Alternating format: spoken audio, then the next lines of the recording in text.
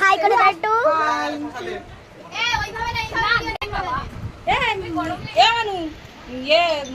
ওখান থেকে কখন বেরিয়েছিস?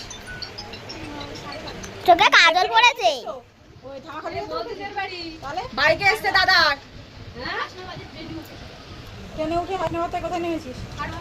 হ্যাঁ, ওখান থেকে আমাদের দাদা ওকে দায়িত্ব করে নিয়ে এসছে। বুঝতে পেরেছি এবার? দায়িত্ব পালন করার মতো লোক আছে আমাদের। বুঝতে পেরেছি এ মা তোকে কে সাথ দিচ্ছে? ওকে জামাই 3 মাসের সাথ দিচ্ছে। কাকা বাবা কা কত কষ্ট করে আসছে। ওইটা কেন মুখে সামনে দাও? আমি ভালো কিনছি। না না রাতে খেতে পারো, এই দেখুন না। ওরে আমার এমনি মাংস খাওয়ার জায়গা নেই, ভাতগুলো আস্তে আস্তে খাচ্ছি।